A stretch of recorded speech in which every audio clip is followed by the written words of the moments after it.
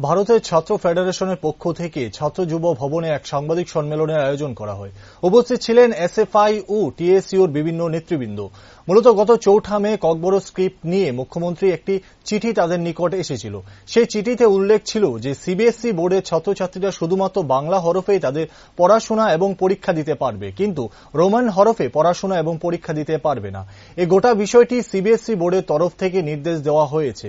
সে লক্ষ্যে 2023 বিধানসভার অধিবেশনে বিরোধী দল উক্ত বিষয়টি সুর চড়িয়েছিল বিধানসভায় এবং বলেছিল বাংলা হরফের পাশাপাশি রোমান হরফেও যেন সিবিএসই বোর্ডে পড়াশোনা ও পরীক্ষা নিরীক্ষা প্রক্রিয়াকরণ শুরু করা যায়।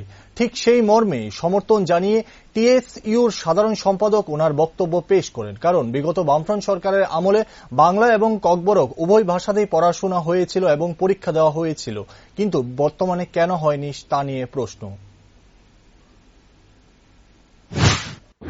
মুখ্যমন্ত্রীর একটা লেটার আমাদের হাতে বিগত 4 মে 2023 আমরা স্ক্রিপ্ট নিয়ে ককবরক স্ক্রিপ্ট নিয়ে একটা লেটার আমাদের নজরে এসেছিল।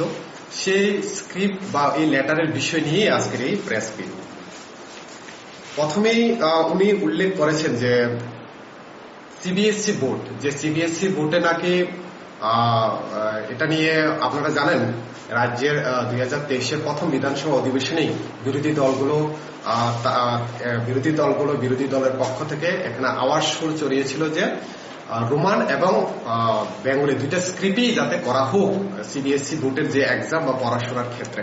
কিন্তু এখানে যে লেটারটা উল্লেখ করেছিল রাজ্যের মাননীয় মুখ্যমন্ত্রী, তিনি বলেছেন সিবিএসই নাকি এটা অ্যাকসেপ্ট করছে না, শুধুমাত্র বেঙ্গলি হরফই এখানে লেখা হবে।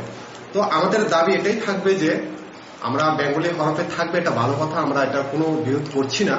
তার পাশাপাশি যাতে রোমান স্ক্রিপ্টও যাতে থাকে, কারণ যেহেতু এটা ইংলিশ মিডিয়াম আর যেখানে সিবিএসই বোর্ড যে বোর্ডে মাল্টিপল স্ক্রিপ্ট, যেটা বেঙ্গলি এবং রোমান দুইটা স্ক্রিপ্টে যাতে পড়াশোনা করার সুযোগ সুবিধা করা থাকে। কেননা আপনারা জানেন বামফ্রন্ট সরকার বিগত সরকারের আমলে কলেজ থেকে ইউনিভার্সিটি লেভেল অবধি রোমান এবং বাংলা দুইটা হরফই ককবরক ভাষাকে পড়াশোনা করার সুযোগ করে দিয়েছিল।